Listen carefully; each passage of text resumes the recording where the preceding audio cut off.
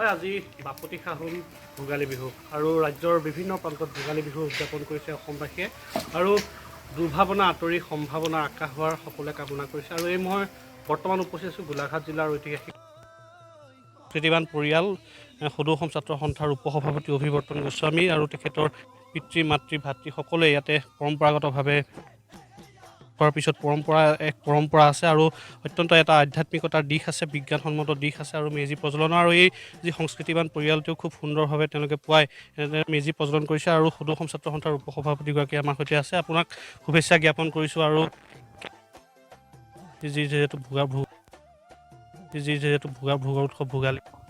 হয়, আজি আমাৰ যি ঐতিহ্য যি পৰম্পৰা, সেই ঐতিহ্য পৰম্পৰা আমি ৰক্ষা কৰি মেজিত আমি জুই দিলোঁ আৰু পুৱাই মাঘ বান্ধিলোঁ আৰু এই সময়খিনিত আশা কৰিম যাতে এই বছৰটো আমাৰ সকলোৰে কাৰণে এটা আশাৰ বছৰ হয়, এটা সমৃদ্ধিৰ বছৰ হয় আৰু যিখিনি সমাজৰ যিখিনি অশুভ সেইখিনিক যাতে মেজিৰ জুয়ে ছাই কৰি সমাজলৈ আমাৰ যাতে সমৃদ্ধি কঢ়িয়াই আনে সেইটোকে আমি আশা কৰিছোঁ। সেইটোৱে ভগৱানৰ শ্ৰীচৰণত প্ৰণিপাত জনাইছোঁ আৰু কাৰণ এই বছৰটো যোৱা বছৰটো বিশেষভাৱে আমি সুধাকণ্ঠৰ আমি জন্ম শতবাৰ্ষিকী উদযাপন কৰাৰ পৰিকল্পনাৰে সমগ্ৰ জাতিটোৱে চিন্তা চৰ্চা কৰিছিল।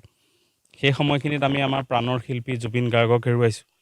গতিকে এই সময়খিনিত যাতে আমি এইটোৱে কামনা কৰিম যাতে আগন্তুক সময়ত যাতে আমি আমাৰ প্ৰাণৰ শিল্পী জুবিন গাৰ্গৰ ন্যায় পাবলৈ সক্ষম হ'ম আৰু ইয়াৰ পৰা প্ৰায় এটা বছৰ আগতে আমি আমাৰ জনতাৰ শিল্পী ৰাজীৱ শদিয়াক হেৰুৱাইছিলোঁ। গতিকে যোৱাকালি সমৰ দাক আমি হেৰুৱাইছোঁ, সমৰ হাজৰিকা ডাঙৰীয়াক। গতিকে এই সময়খিনিত আমাৰ বিভিন্ন ধৰণৰ ঘটনা পৰিঘটনা ঘটি আছে।